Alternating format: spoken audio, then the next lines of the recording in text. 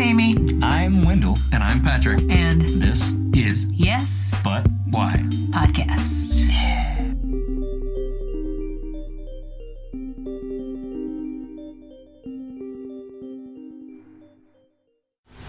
I started seeing improv when I was a kid.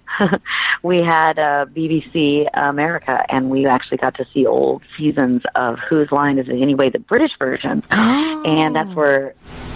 Yeah, and that's where I fell in love with Stephen Fry. And then one day we were on vacation in our hotel room, and we didn't watch a lot of TV when we were kids, but we were like flipping through the channels, and an American version of this English show that we could only find reruns was happening, and it was the actual Whose Line show. So we were homeschool kids. We were really crafty, and so we made up a bunch of different props because that was the one game we thought we could play. Yeah. And so we'd run around the house with these different props and do them for our parents, who were so super actually encouraging. But then from there, it was always like, oh, improv's that amazing thing that those guys do on that show that I love. And then I got involved with the music industry. And one night I was drunk watching Saturday Night Live. I had a glass of rosé in one hand, and I got angry at the actors, and I was like, I could do a better job than this sketch. What would I have to do? Sign up for improv. And so I typed in improv classes, and I drunkenly signed up for an improv class. And I had to wait like 6 weeks for the class to start.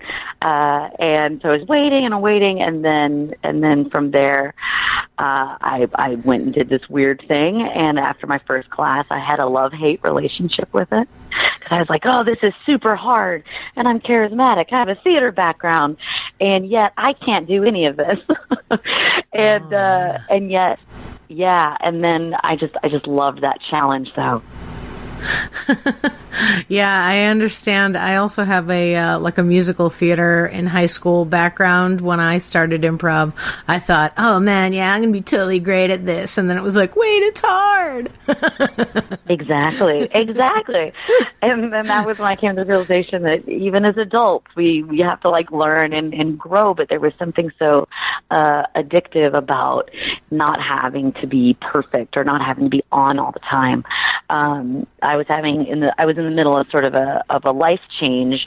I had moved to Nashville, Tennessee to do a music career and was having a really fair amount of success doing that, but I wasn't satisfied myself. And so I was like, I'm going to do something for me, and that was that class. And then I'd go out on the road, and I'd come back, and I'd get together like our instructor and our little intro class, because the company folded like right after we took one class, and I was so upset.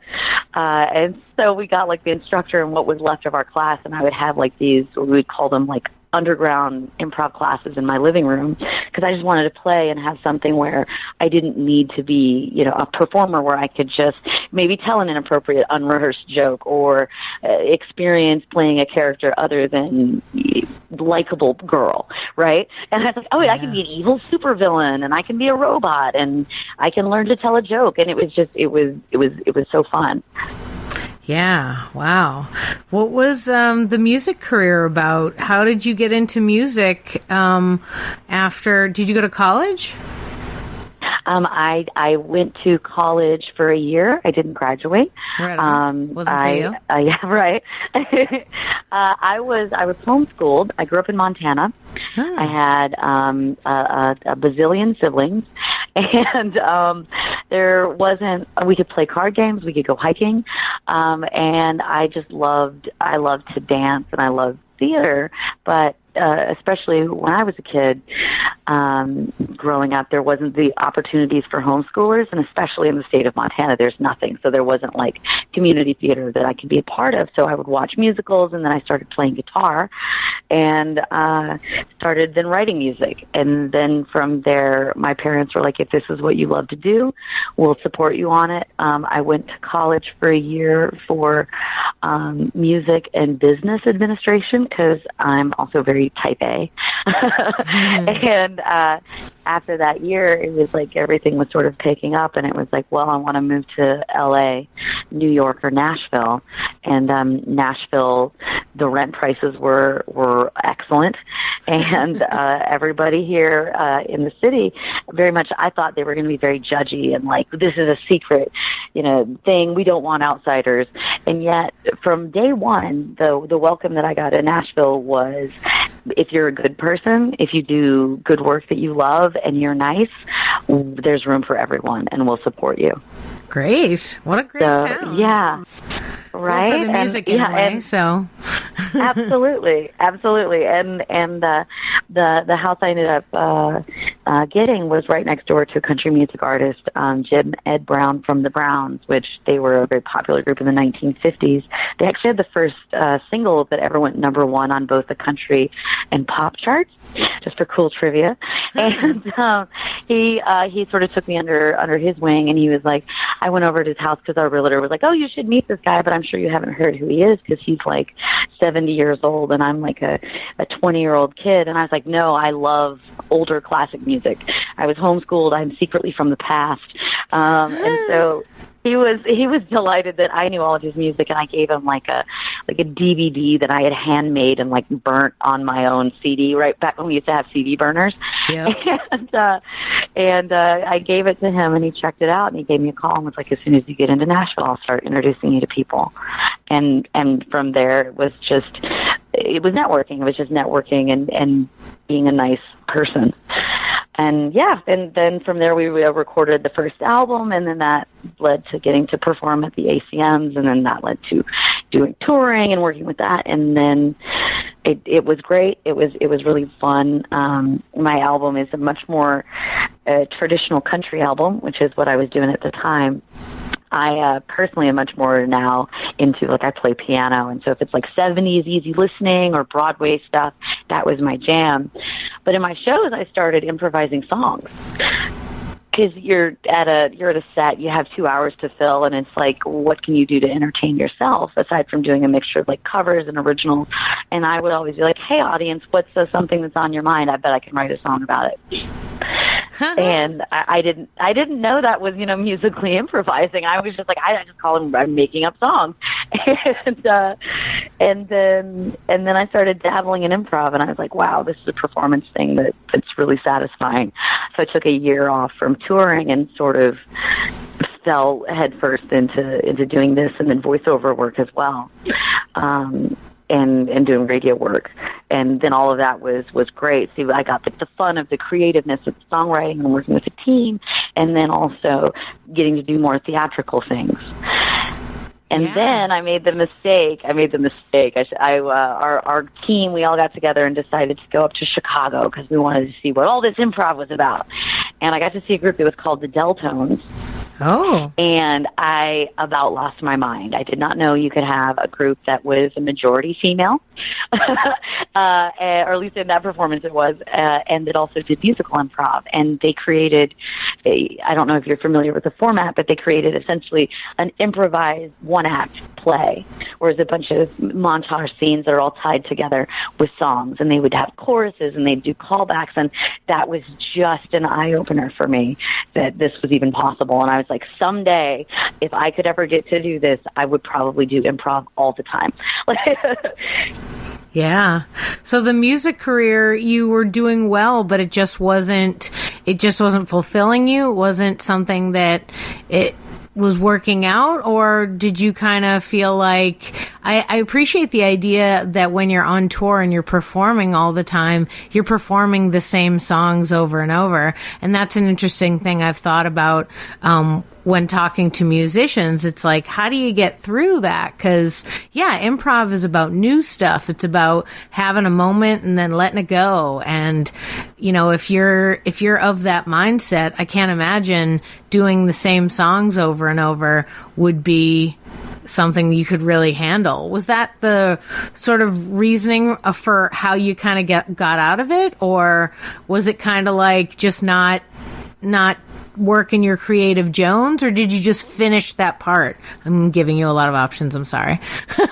I love it. I love all the options. Let's see if I can remember them in order. No, it's totally fine. Say whatever you want.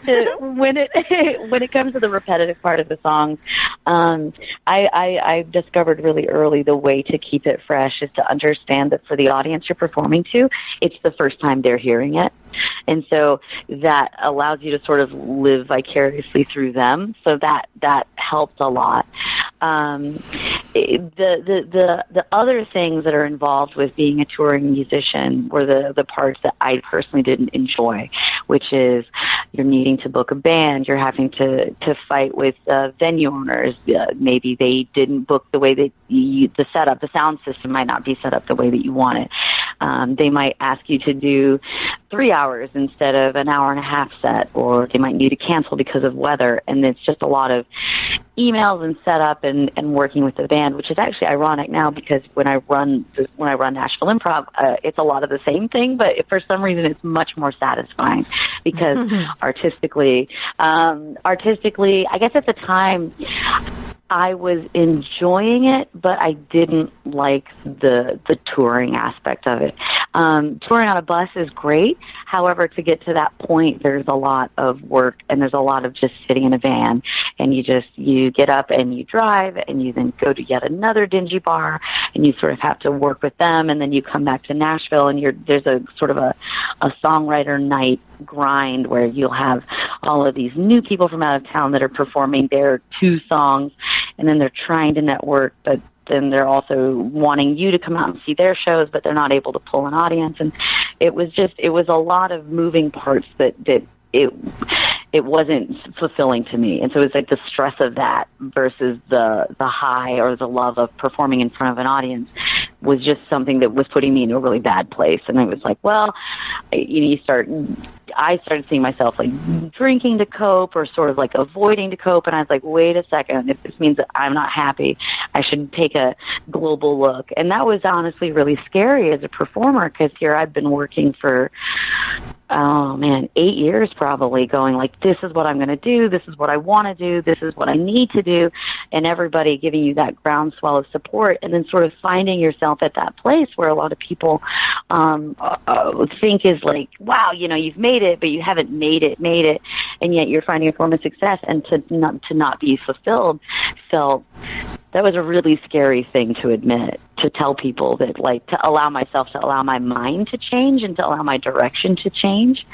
It worked out that I managed to surround myself with a supportive team of people that, in Nashville, it's a lot of times people like, I want to be a songwriter, then they find out they want to be a producer, or they find out that they actually just like designing album art or becoming a marketer.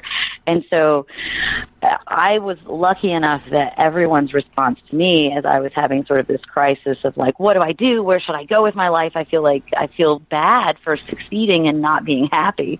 And everyone's response was, it's fine, then find something else. Man, you have a great crowd of people around you. I actively seek them out. I think I do enough self-destruction to myself that I'm smart enough to know I won't believe myself if I tell myself what to do, but if someone else gives me some advice, yeah, because you can find people.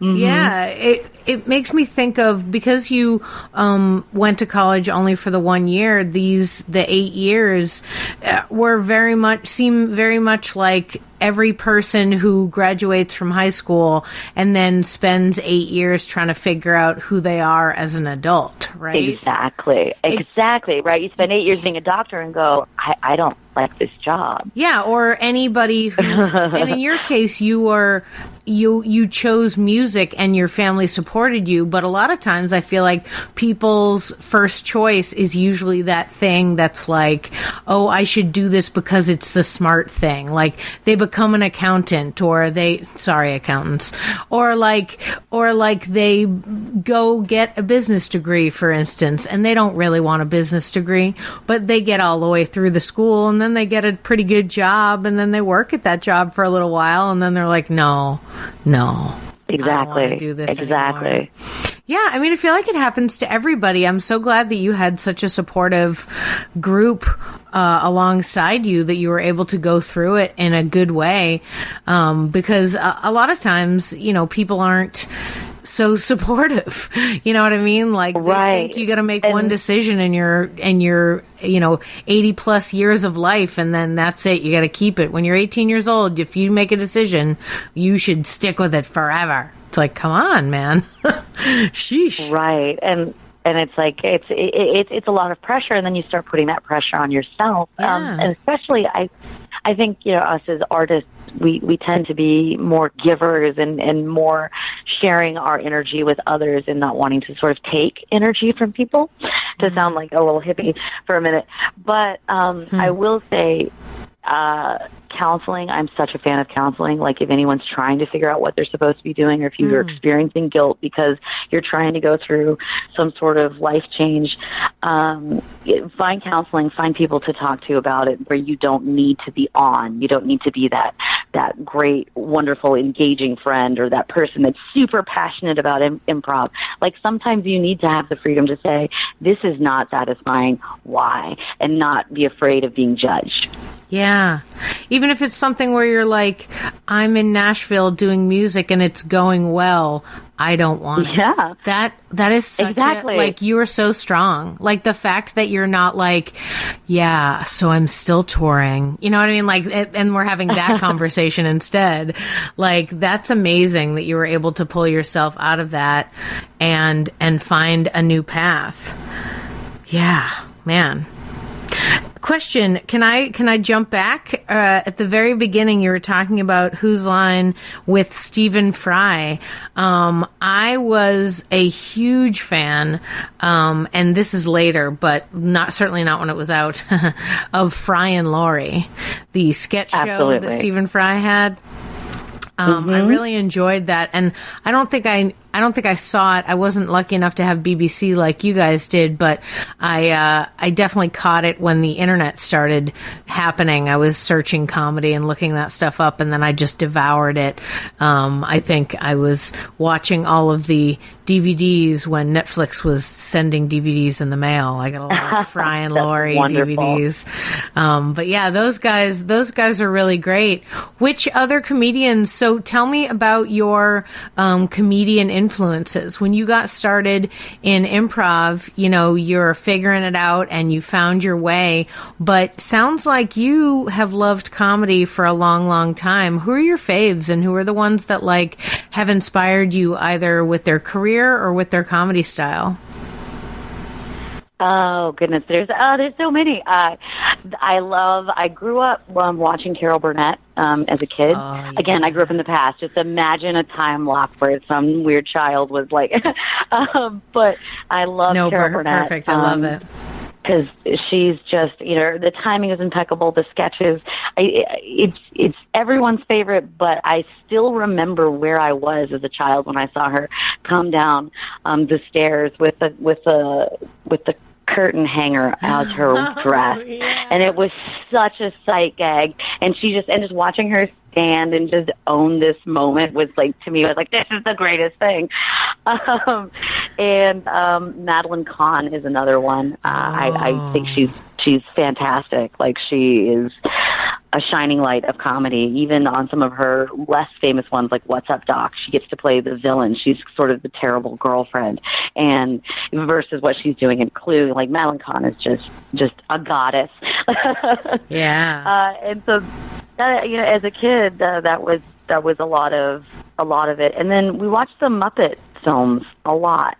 And so, like, my parents would let us quote, I would love quoting, like, all the lines from A Muppet Christmas Carol, because I thought that like, Rizzo and the Rats were so funny that they could be, like, outside the scene, but also it made sense. And so that was where, like, learning how to genre mash, I think, started getting embedded into my soul, where I was like, wait, you can have, like, a thing with puppets, but also they're wearing Hawaiian shirts at sometimes for a psycho jet gag. Yes, please. The Muppets were great for that kind of stuff too, where they used their basic format but brought them into lots of different spots, lots of different, like the Great Muppet Caper is mimicking a certain style, you know what I mean? And then they have a few other ones too where they go really deep into like a theme. They were really smart about writing that kind of comedy. Right, and even if you're watching, say, Muppet Treasure Island, which they're doing a parody of every swashbuckler movie ever. So there's a cameo, there's a moment for if you're an Errol Flynn fan, to if you even like, the more modern swashbuckly vibe, to then suddenly it's like a beach horror movie when Miss Piggy comes out and wants to sacrifice them all, and now it's a Road to Bali movie. It's like Hope and Cross, like there's so many great things that they do, so it's sort of like a crash course on that. Yeah, man, I love the Muppets, and now that I have a little baby, I've been trying to show him all the Muppets. Got all the movies and everything like that, and all the old episodes from the '70s show. But but man, just talking to you about it right now, it never occurred to me how much a major comedic influence that was. Yeah, wow. Good on them, right? Yeah. Right, for building that. And then the other show that I really two other shows that I really watch and reference even now was the Animaniacs. With pretty much anything Rob Paulson voices. The Animaniacs was like, we were very sheltered, so we didn't have a lot of pop culture experiences. Couldn't watch Harry Potter when I was growing up. Like, it was that kind of thing. And I understand why my parents were doing it, and now like they know now. Like, I went crazy once I moved out, and they were fine with it. That was like, there was all these things that I thought were just jokes in the Animaniacs that later I, as an adult, found out that they were actually references from other movies, and so then I wanted to see those movies that they were referencing. So it's sort of like an Unbreakable Kimmy Schmidt kind of thing, in a way.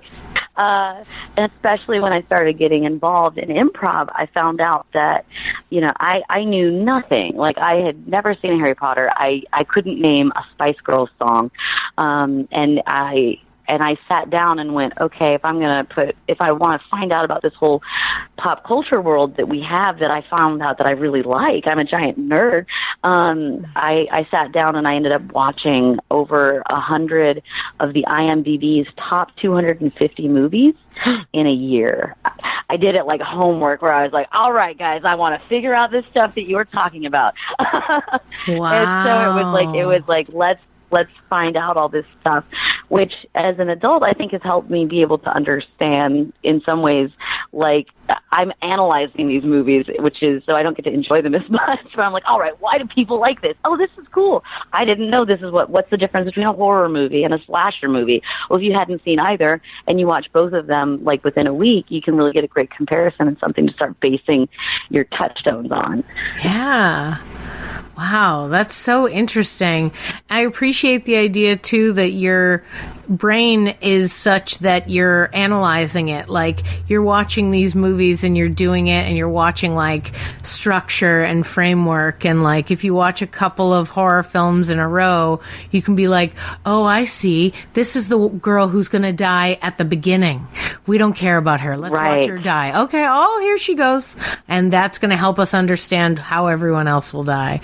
Like, oh man, what a fun situation. I have a hard time with that. Like, I'm a little, a bit of a structure fiend myself when it comes to comedy, largely because it helps me teach to use structures. And so I have a hard time watching television shows these days if the structure is too obvious. Like, they really have to be very convoluted for me to not immediately know what's going to happen. Just because my brain automatically follows. Yeah. Does that happen to you too? That's what I tell my Yes, that's why I tell my advanced students when I start explaining to them like how they can start analyzing, films and TV to learn. It kind of ruins you for a lot of films. Yeah. Or basic things. Like, yeah, my tolerance for basic things is pretty low. But Perfect Strangers is now currently on Hulu, and that's like my new current jam, which is this great show from the 70s. It's fun because it feels fresh, at least to me, because they're doing tropes that were a thing that were really big in the 80s, but we don't do now. Yeah. And also some of the physical comedy beats is phenomenal. Like, just watching the joy and connection that they have. Yeah, the best thing about great. that show, too, the weird thing about, like, this is going to go slightly weird for a second. The world that we're in right now is a little tougher when it comes to watching old pop culture, because you'll watch something and you'll be like, you didn't, like, the veil has been lifted. So now when I watch things, I'll be like, oh my God, that guy's terrible. Or like, I'll watch a movie I've seen 1,000 times and didn't realize how bad certain things were, right? The best part about Perfect Strangers is that there's none of that. The two characters are so nice and so perfect, and there's no weird sex stuff. There's no weird hitting on, like, even the girls that they date are just like, hi, we're just hanging out. We're flight attendants. Like, great. And they're strong, empowered women that have their own jobs, and they're trying to be, like, really courteous. Yeah.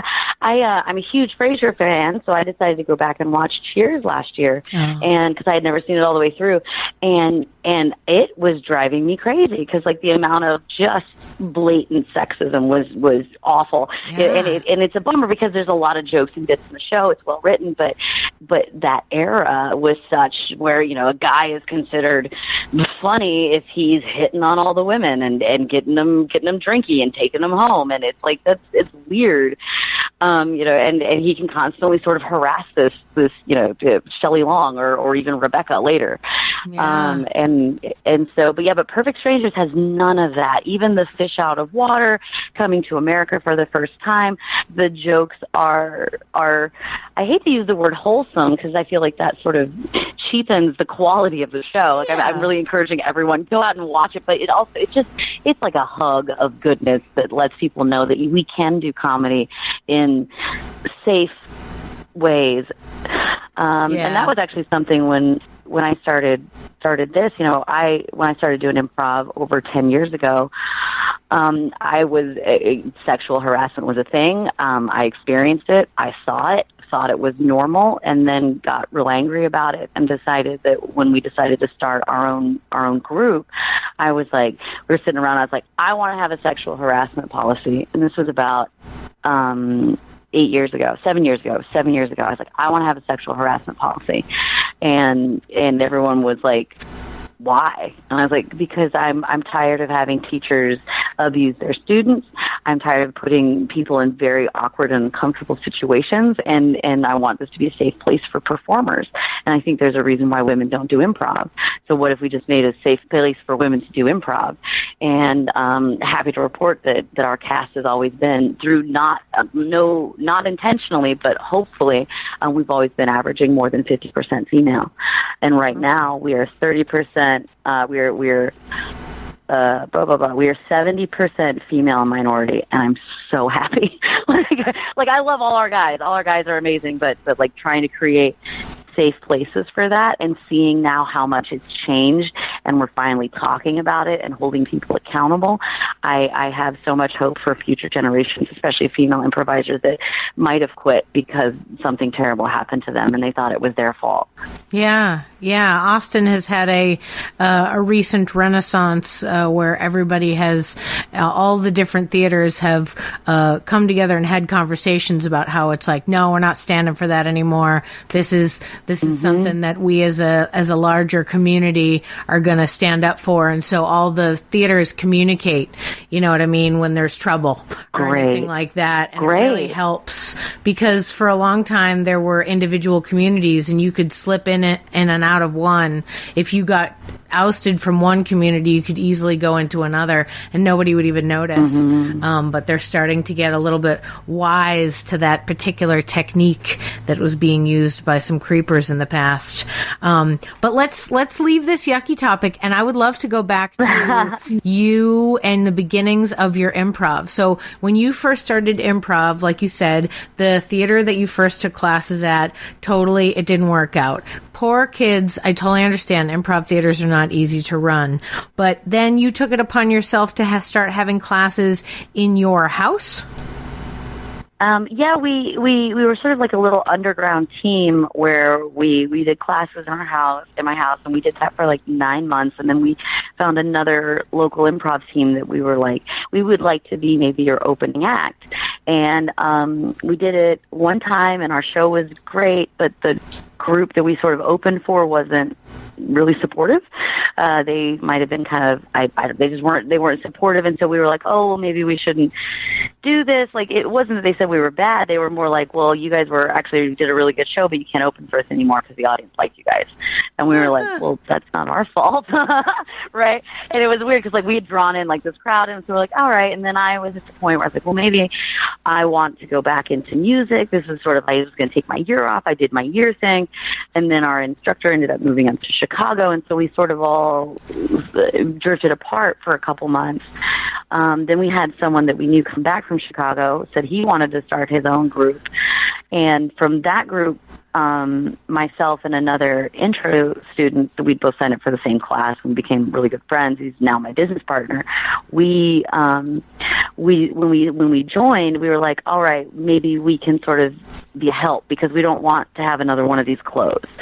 So we started like directing shows and then organizing the cast. And then I was like, I know a background of web design, so let's design the website. And we sort of really jumped all in. And then the gentleman that ran it after a year said, I don't want to run it anymore. We had just auditioned all these new people.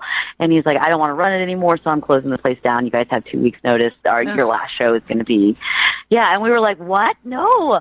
And so, my business partner and I ended up getting together, and we had like a sit down where we're like, well, looking back over this past year, we've kind of been running things anyway. What if we essentially let this one with all of its issues sort of die, because it had some issues with, if there's like a lack of strong leadership, everybody sort of had a different idea of what they wanted. And, but then we got together and I was like, I want to have a sexual harassment policy and a business plan. And our goal was so simple. It was, we wanted to have one show a month, that we had more audience members in the audience than performers on stage. That was our goal. It's an excellent first goal. Right, that was our goal. And we wanted to have regular monthly shows so that if whatever audience members came up and asked when our next show was, we could look at them and say, on this day, at this time. And if it wasn't going to at least support itself, we didn't expect it to make like any money at all, but we just wanted it to not lose money. And after our first month, we had gotten together like enough money to pay off the business filing fees and buy a $40 sign. And we were like, we're in it. And then like 2 months later, we're like, maybe we should buy a printer now so we can print our set lists off. And we just started having regular rehearsals and doing the type of improv that we loved, and also being very straightforward to our cast about, like, if you're cast, here's what rehearsal requirements are for, and if we all agree to it together as a team, then no one can sort of have that hurt feelings that come with a lack of communication or different expectations, where it's like, well, why is, say, John never at rehearsals, but he gets to perform? So can we even that out so that it's fair for everyone? Yeah. So and it was scary at the time. We had some attrition. Was the whole scene in Nashville kind of not quite built up, like the improv scene, I mean? Like, it sounds like every theater you went to kind of had troubles and then shut down. Was that the case for a while? Yeah, for improv in Nashville has had a very interesting thing, that it's had a lot of great things start. One of the first improvised musicals actually started in Nashville and ended up moving up to Chicago. But yeah, that seemed to be the pattern. So we called ourselves, we were like Nashville Improv Archaeologists. How has improv not worked in this town? Like there was one group that they were sort of like a splinter off of the group that shut down, and they found the way to make it work for them was pretty much not to have auditions, not to welcome outsiders, and they just did their show once a month. And that was great for them. You know, everybody do your own style of improv the way you want to, but there was no other option. And so we started going around to all the other groups and asking, like, hey, you had this great show at Zany's that ran monthly. Why did it close down? Hey, this was a really successful team. What caused it to die out? And so we sort of started doing the checklist of, like, what caused these groups to splinter and break apart. And we were like, well, maybe we won't do those things, and maybe we can keep, like, an actual thing going. Man, good on you for doing all that research. Yeah. Well, it was right, because it's like we might as well learn from the past mistakes, and luckily Nashville, again, people are pretty game to talk to them. If you just like, hey, I want to start a thing. You did a thing. Tell me about how it worked for you, and then you can sort of create those relationships. Yeah. Yeah. That's so smart. And and then we were like, okay, well, we're going to grow slowly. We only want to have the shows that our cast can support. We only want to have shows that our audience can support. And I'll never forget the first time we had a fully sold out show, and I'm looking into our audience, and I grab all my cast, and I was like, who did you guys invite tonight? Who did you guys invite tonight? And no one knew anyone in the audience. And we were so hyped to not have to be sort of beholden to that friends and family cycle, where you're always like, okay, this has to survive. I have to bring out X amount of friends, and oh my gosh, if they're not here, we have no show. But when we started getting strangers and people that we didn't know, and they liked our shows, it was like, oh my God, it was so validating. We're like, wait a minute, maybe we're not crazy. Maybe we can continue to do this. And and we're in a town where anybody that's visiting from out of town or lives here, you could see the Ben Folds, you could see ballet. We have Avenue Q currently performing the actual Broadway touring version. You can also see your best friend's songwriter. You're probably a songwriter yourself, and so for people to choose us out of all of the entertainment options was such a wonderful thing to be like, all right, this is great. Do what you love, and maybe you'll find the same people that love what you do. And so far, it's worked. That's great. Sounds like your business mind is very helpful, though. It seems to have assisted you in establishing a solid business model, and certainly giving back to the people who are creating your show. That is probably something that most improv theaters don't think about. They think, how do I make money? Which sometimes here we've talked about improv businesses, and we're like, if you're going to run a theater, you should pretty much just like accept that you're not going to make money. You might break even, and you might have a great time doing it, but you're probably not going to be rich and famous from creating a theater. Live theater just isn't quite it. But sounds like you guys do have quite a bit of an audience. Now, how many years ago was it? What's your business partner's name, by the way? Sure. My business partner is Michael Carney. Michael Carney, right on. How many years has it been since that fateful day where you and Michael decided we are going to do it? We're going to make our own theater. How many years has it been going? Let's see. It's weird. You'd think that I would immediately be like, we started it being in 2012. So yeah, it's been 6 years now. Goodness, it's been 6 years. Yeah. And when we started it, we weren't expecting any of that. I was the much more business-minded, organized one, and we say that I'm the business director, he's the artistic director. We trade hats back and forth, but he was the one that was like, I want to do a Batman-inspired show where everyone's Batman or Batman characters, and I was like, okay, that sounds great. And so, he's doing the work of like, how do we find and research games? And we were both really passionate about short form. We did a lot of long form, especially in the beginning, a lot, which is invaluable. I believe that both forms are completely valid. Everyone should do all of it. And yet we just really love doing short form. And so then we started analyzing short form games, and we're like, okay, what makes a game like New Choice work? What makes other games work? And then we started expanding and started going, well, if you understand the basics of how games work, can we look at something that, say, we really like we do a show every year that's Thanksgiving, because we wanted to everybody has a Thanksgiving show. We didn't know how to market it. I didn't want to do a cornucopia of improv, right? I was like, no cornucopias. And my artistic director was just like, Thanksgiving. It would be a show where everyone is Tom Hanks. And I looked at him and I was like, that's the weirdest thing I've ever heard. And then we were like, well, could we create like 12 different improv games all inspired by Tom Hanks movies? Yes, you can. and so it was like one of our first, what we call them, like our first stupid show ideas, and it became kind of it's a regular show that we do every year.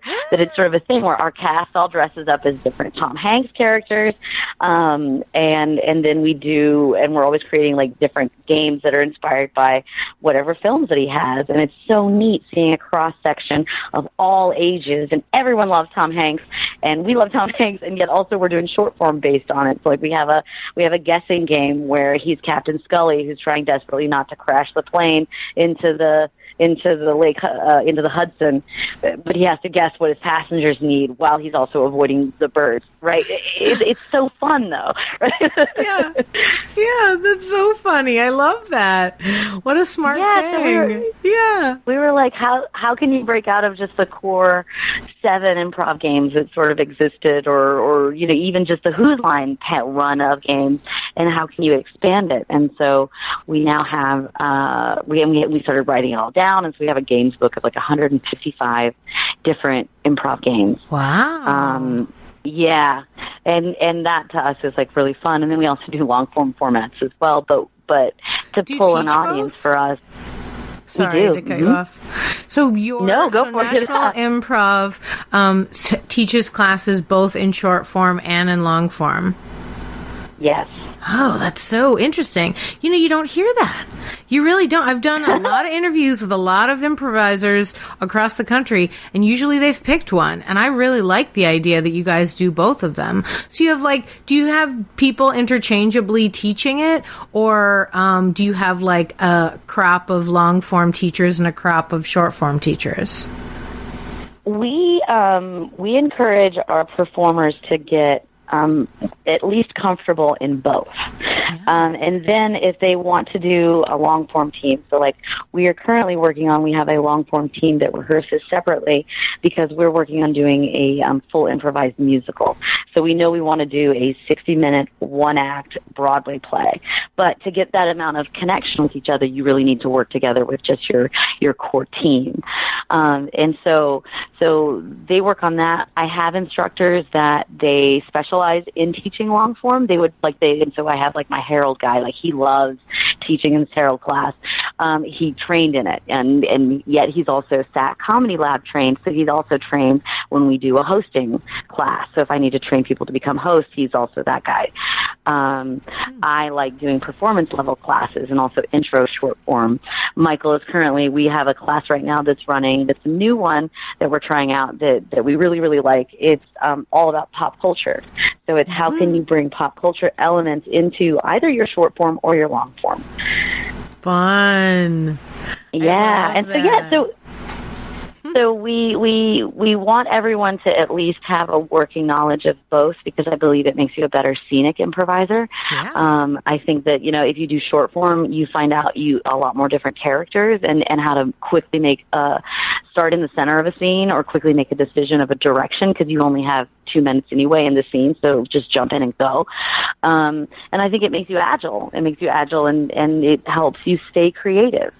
Yeah. So if I get actors that are like, okay, I'm done with, I want to break from the short form, I want to do something a little bit more, like I want to tell a story. Great.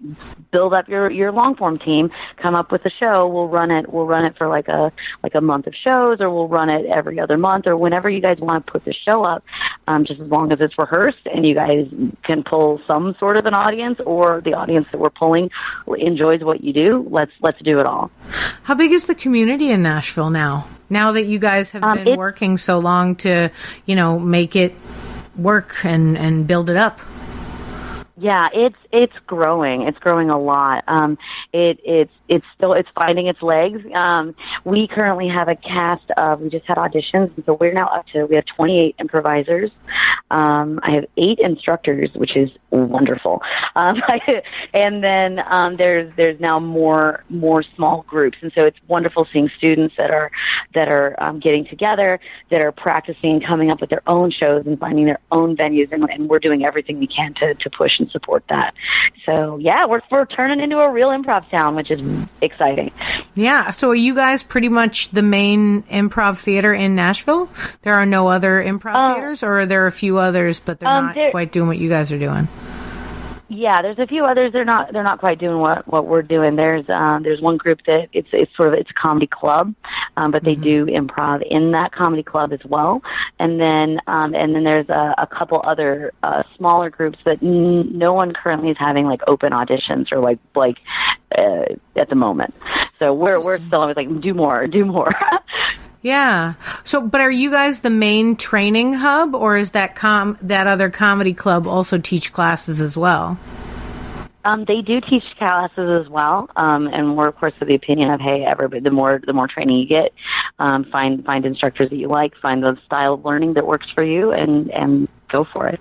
Yeah. They just started last year. Yeah. Mm-hmm. Oh, right on. Well, because I was thinking you mentioned the smaller groups, and I was like, how are these smaller groups getting trained? Like, are they like you? I'm sure that there's very few people like you who are like, I want to do this. Let's go to my house and do it right now, even though classes got canceled.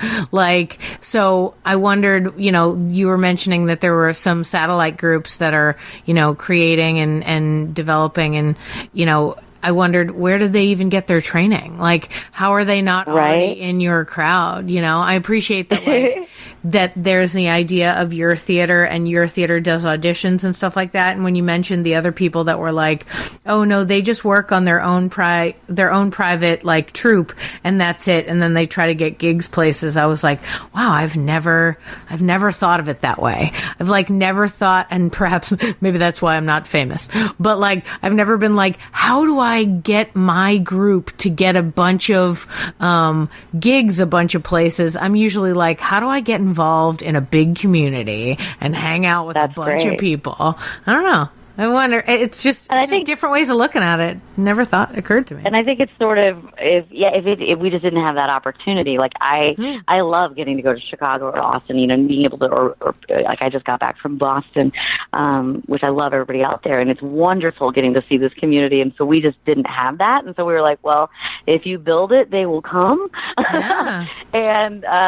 And we try to bring down instructors, and we try to bring in instructors from all across the country and the world, so that we can have a much more vibrant scene.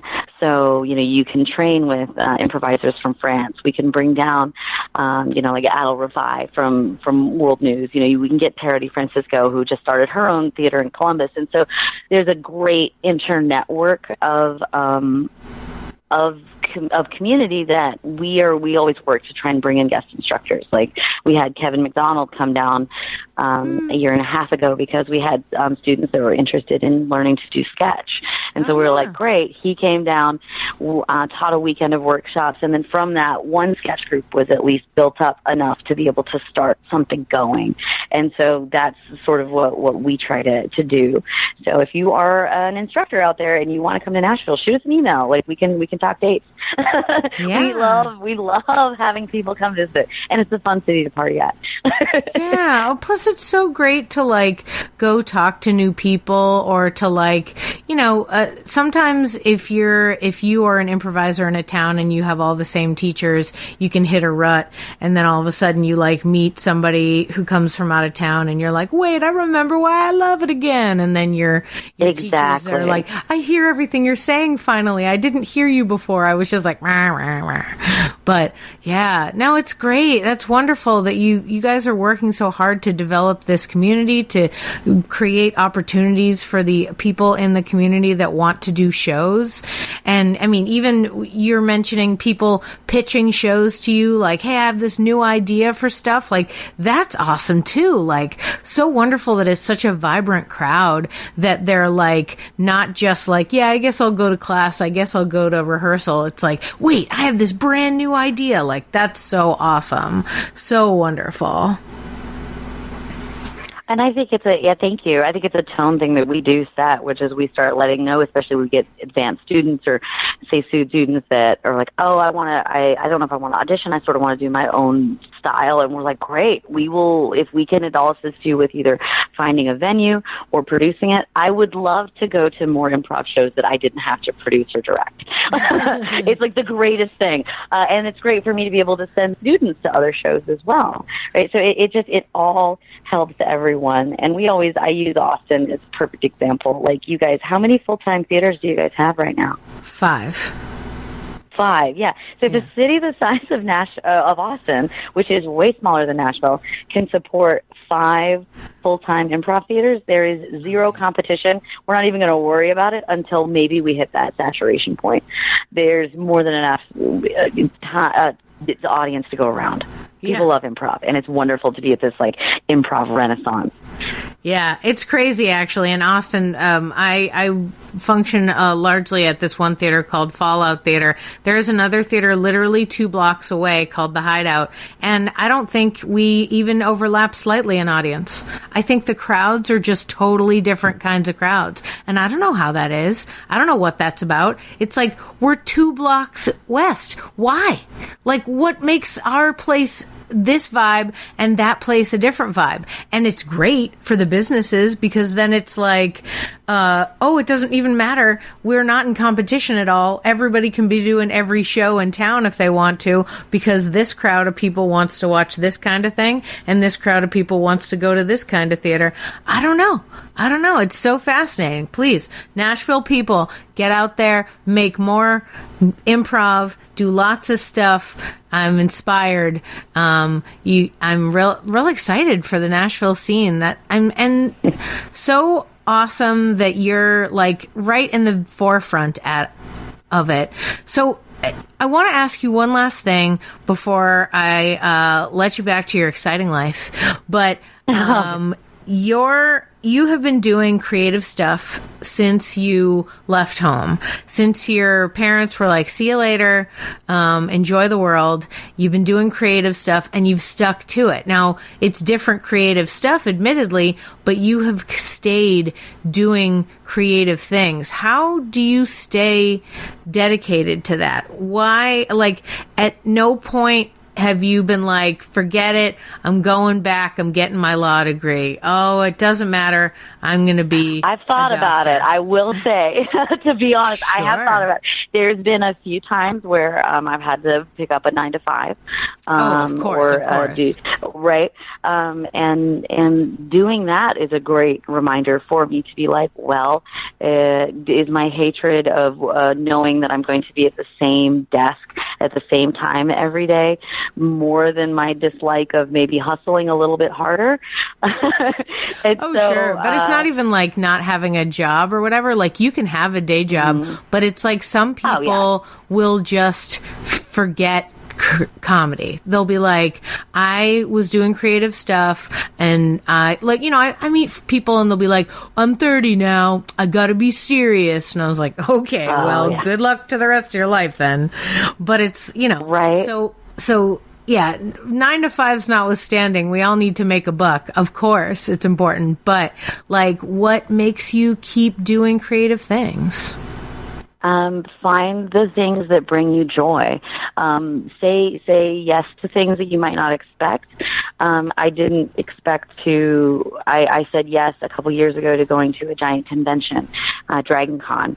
That was about 4 years ago, and I was like, I'm not going to fit in. This seems like a bunch of weird nerds. And then I found out that the side of like pop culture and shared conversations and like that's like and costuming, that was a way to sort of re-energize the improv that we were doing. And so look for other outlets that bring you joy. And if it doesn't bring you joy, really, it's okay to take a moment and find a trusted friend to sort of talk about, this is what I like, this is what I don't like. Because there will be times when you don't like doing what you like to do. Mm-hmm. And so how do you not burn yourself out and give yourself a little bit of of grace and understanding and going, you know what, maybe just today is going to be the play a video game and just to have a day off. Like I'm actually training to go to Nepal later this year, which has been like a dream of mine, and it's totally crazy to do, but I was like, this is a different form of an outlet. So it's like so now I'm hiking and I'm putting all this sort of drive and energy into how do I get this experience. And so you get these experiences and you try new things, and like from going to conventions, I found out that there's a need for improv at conventions, which is another opportunity for our business to branch out that my performers love to do, and we get paid.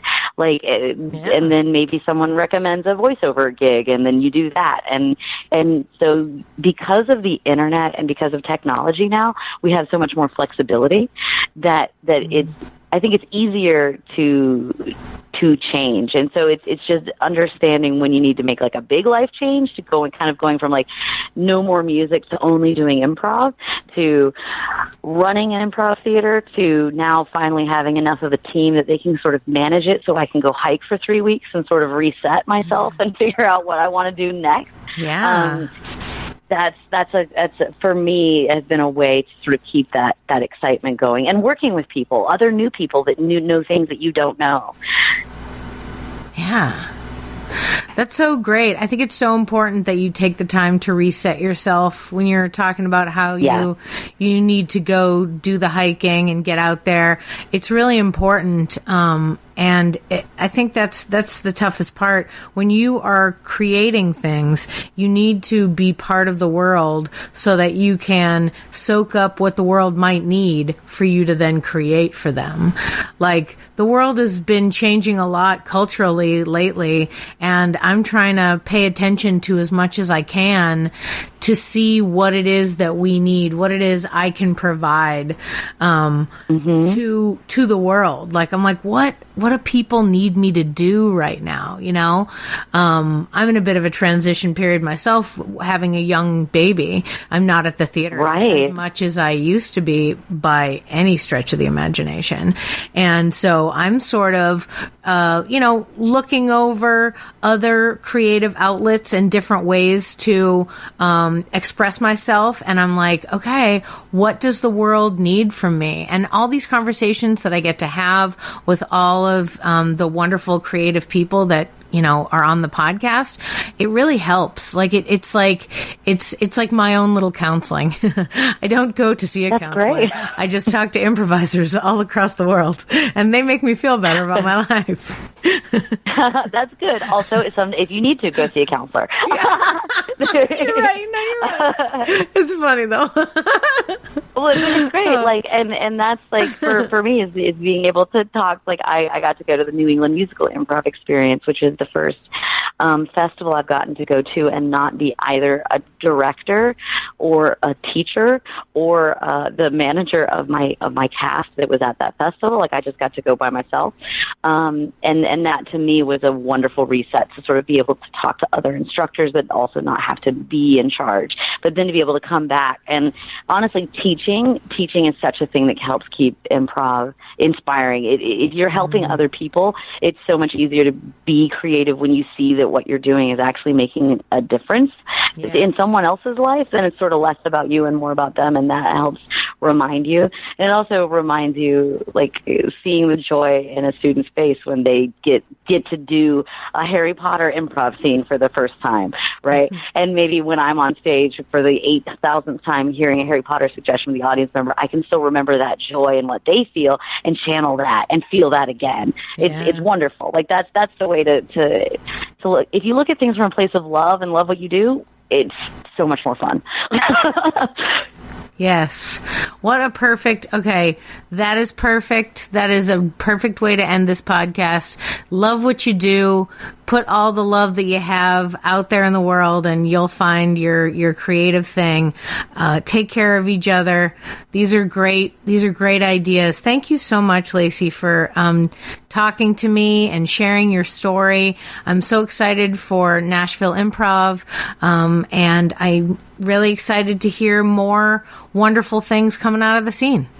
Thank you so much for having me on. This is a wonderful podcast. Thanks.